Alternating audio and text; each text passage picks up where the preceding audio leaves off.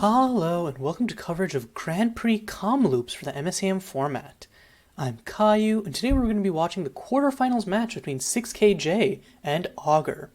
6KJ is playing Blackless Xira combo, which is a creature-based combo deck which generates infinite mana with the interaction of Xira, who untaps all your lands when a creature with power 4 or greater enters the battlefield, and Border Guardian, who has power 4 or greater and bounces itself to its hand with its own ability. You use this in conjunction with Diasune Immolator and your tutors like Beacon of the Wild to essentially generate infinite mana, tutor for a creature, then dome your opponent for lethal. So Augur is on 4-color Villainy, which uses the titular card Villainy alongside some of the format's best interaction, which all happens to be in black for the most part, which is great for Villainy. So Augur and 6KJ actually played earlier, and Augur lost 2-0 at that time. The reasoning is probably that 6KJ's deck on paper seems like it would lose fairly easily to Augur's because of the overwhelming amount of interaction. However, if Augur can't put a clock on 6KJ, 6KJ is actually reasonably favored in the long game because of being able to tutor for stuff like Virida, which serves as combo protection. 6KJ also has grindy inevitability because of the number of redundancy pieces that he has in the form of tutors and also just literal redundancy. So Augur keeping up a Pithgold right now can't really do anything proactive. I think this is really one of the biggest things which you have to be afraid of versus 6KJ is like right now Augur gets to her turn 3 and then cannot tap out safely because if 6KJ has Xira plus Border Guardian plus a 4th land, which 6KJ has all of that except the 4th land, then you're very much in the danger zone if you tap out. So Augur is going to be holding on to this Pithworld for dear life. Okay, top deck's a Collar of Hunger, which is a much better tutor than Beacon of the Wild generally, or it's a much better tutor once you've actually started to combo off, because then you can use it to fetch Diasune Immolator, while Beacon of the Wild, I guess it's also good because you just have the extra hoop of Beacon of the Wild Collar, and then you can collar into Diasune Immolator. So 6KJ is just going to run out the Collar. I think is kind of just like a removal magnet that threatens to also just tutor up extra pieces, because you can Collar itself and then just fetch like a 3-drop. So you can Collar itself and get an extra copy of Xira. So right now, 6KJ is sitting on a lot of redundancy here. Has 2 Border Guardians, has a tutor in the form of Collar, has a tutor in the form of Beacon, and has a natural Xira. So as long as 6KJ approaches this with patience, is actually in a really good position and is only limited by access to mana. Meanwhile, Augur has 2 more lands in hand, but doesn't have the crucial 5th.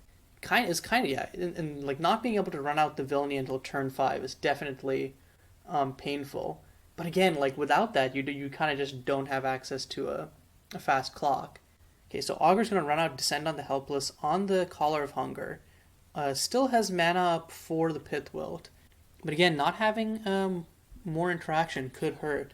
And another tutor from 6KJ, Scion of Fecundity. This one can fetch up another Xira, but can't grab a Border Guardian, but doesn't need another one of those. Essentially, Scion, Beacon, and Natural Xira, all 3 provide extra copies of the Border Guardian, of Xira herself, and then 2 natural Border Guardians.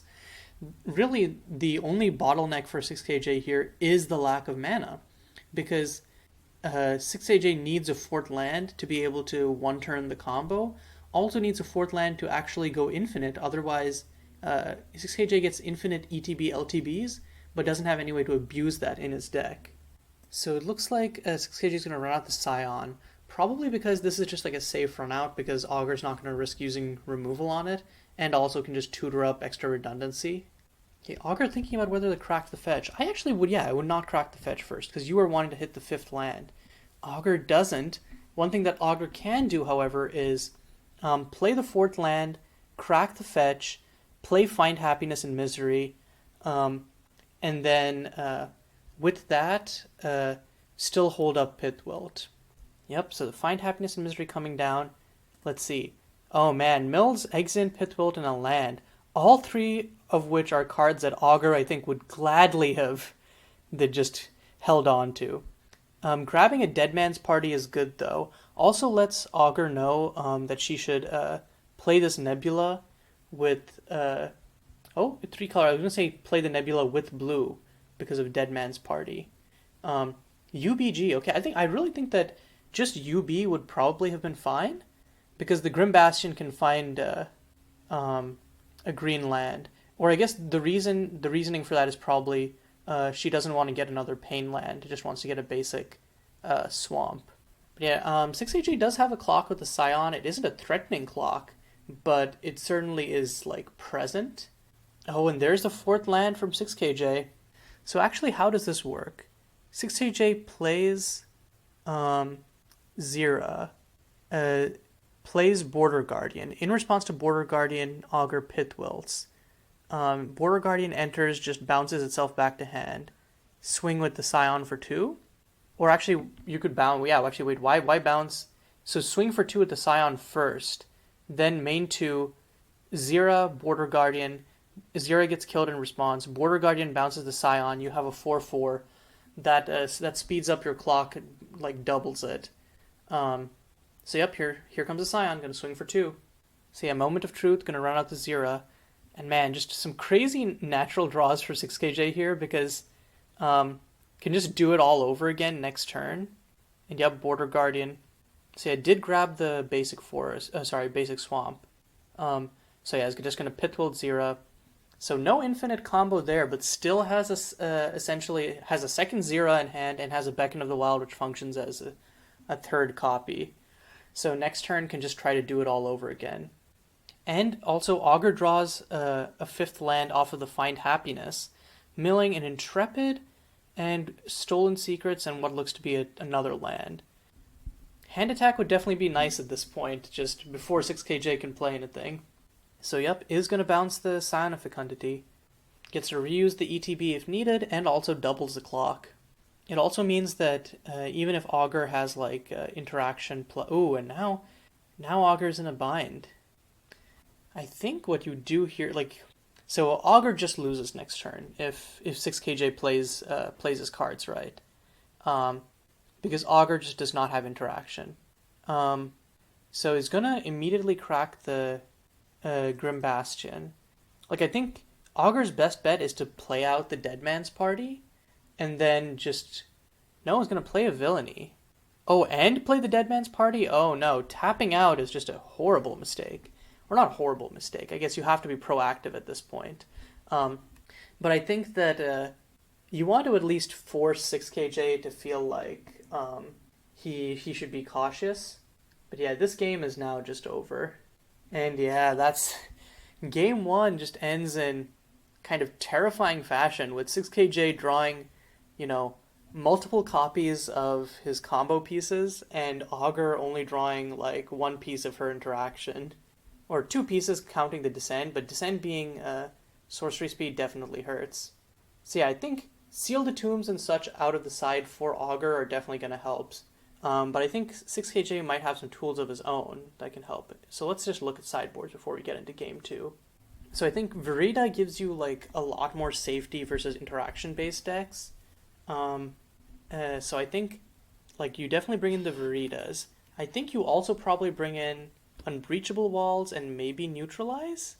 What do you take out here is actually an interesting question. I'm not sure. Probably some of the crazier fast ramp because you want to kind of slow roll it because you know that they have interaction. So maybe exploring the Mirror Worlds out for Verida, Unbreachable Walls, and Neutralize. I think you keep in the Into the Sandstorms for the turn 4 still. Or sorry, turn 3s. But you don't want to go too ham on it. Especially because Augur's going to be on the play. So that would be my tentative board plan. Maybe 1 Verida instead of 2 and then 1 more Neutralize. But I think it depends on what 6KJ is thinking of. Meanwhile, on Augur's end, I think the Duresses are sadly just completely useless here. I think on the play, you definitely bring in some prying inquiries. I think Memento Mori actually does not have any Seal the Tomb side. That is definitely a big mistake. I kind of just assumed because that's kind of one of the premier black sideboarding spells. But yeah, it just doesn't have it. So I think you bring in another Memento Mori, bring in all three Prying Inquiries, take out some of the clunkier win con cards because again, I think you just need instant speed interaction. And you need to be able to tear apart 6KJ's hand if not. So probably just take out some Intrepids, take out maybe the Xanagan, stuff like that. Okay, getting into game two, it looks like Augur did indeed bring in the Prying Inquiries. Don't know if this is a keepable hand though, only has the Inquiry and doesn't have any instant speed interaction. Meanwhile, Jesus, 6KJ mulls that. I was just about to say, 6KJ had a double Xira, double Border Guardian hand, and I think also a Verita, and mulled that? That seems... I mean, 6KJ is the one who got to the quarterfinals playing this deck, so... But I also feel like that is just a really questionable decision. Like, at that point, you have enough redundancy that you can try to force going fast, and if it doesn't work, then like, okay, cool, whatever. You can just end up playing the slow game. And against this hand of Augurs, it would have won because 6AJ just goes turn 1 Xira, turn 2 Augur Prying Inquiries, finds double Border Guardian, has to take 1. And then after that, after that, just like Augur's like shit out of luck because Augur like doesn't have any more interaction. 6KJ goes off turn 3, and unlike most matchups, Augur doesn't have Seal the Tomb unless they had the main, which I probably should have checked. But I don't think that Augur had any Seal the Tomb's main. In which case, like, you don't have to worry about your stuff getting destroyed. Okay, it looks like in response, 6KJ, in response to his Prying Inquiry, 6KJ is just going to crack a fetch, probably just going to Unbreachable Walls this. I also do not get this Scion of Flourishing, actually. What is the purpose of this Scion of Flourishing? Like, I guess it works better in the fair game plan.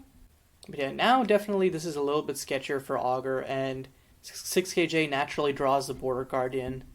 So now, doesn't have to call her turn 2, but probably is going to just do that anyways, just to, again, attract removal. Doesn't really have to care too much about it. I guess Collar is important because it's 6KJ's only outlet here. But yeah, next turn, Scions finds Xira, and then is just off to the races. Meanwhile, great top deck for Augur right there. Gets the Pitwill, so has interaction. Next turn, Grim Bastions finds a basic, can then find Happiness plus hold up Pitwill. So yeah, 6KJ is going to run out the Scion of Fecundity, and does grab the Xira. Yep, so now has the combo. Beacon of the Wild also provides backup for either combo piece, though it can't really get Border Guardian until Augur has another land. Sorry, not Augur, 6KJ. Another Villainy for Augur, but doesn't really want that. At this point, really what Augur needs is, again, like game 1, a 5th land to be able to Villainy plus still hold up this Pitwill. But Augur runs out the Villainy while you have Pitwill? Well, okay, if 6KJ draws a land, then Augur just clean loses here. Like, I think this is a huge mistake, especially when you have Find. Find can help you dig for another, like, it gives you card draw so you can dig for another land, plus you hold up interaction. And, like, 6KJ is not scared of Exit. So it comes down to this draw step, and there it is, 6KJ draws the land. That's it, game over. Why did Augur tap out for the Villainy? So like before, just going to swing into the Scion, but again, it's not going to matter. So, plays Xira, plays Border Guardian, then Collar of Hunger lets 6KJ pod the Scion of Fecundity into Diasune Immolator, and then just kills. And like 6KJ shouldn't be spooked, because Augur's only 1 mana instant speed interaction, as far as I know, is Exit, which 6KJ can blank by sacking Scion. And then at that point, doesn't even have to worry about Exit, because even if Scion dies, you first of all can revive it and then pod that. Or if you're worried about podding about that for some reason, you have the Scion of Flourishing, which you can then pod down into a DSONA emulator. So I don't know what 6KJ might just be checking Augur's list to make sure, but I think this is a windmill slam combo, and I don't know what 6KJ is pondering so long for. And yep, and that's game. Okay, weird line is actually not going straight for DSONA emulator, is going Scion of Fecundity into Verita the Forgotten One, into another Verita, into Scion of Flourishing.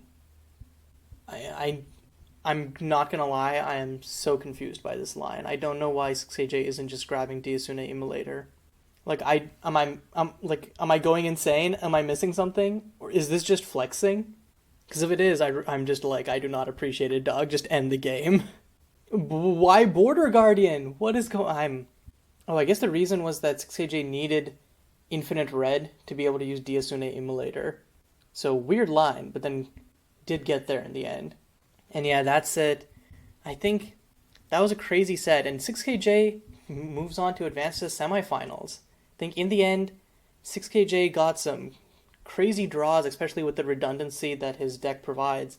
And meanwhile, I think Augur made some key misplays, especially with some of her keeps, I think. And not getting more than one interaction piece per game really hurt her. But yeah, I think that this is, unlike our previous quarterfinals match, which had first-time GPer get eliminated, this time we have 6KJ proceeding on to the semifinals to face Pipsqueak, another essentially Obzon plus control deck, except her deck is Heart Attack Villainy. Will that fare any better against this like terrifying 2-card combo? Or will, 6KJ's slow patient play take that set as well? But yeah, until next time, this is Caillou signing off.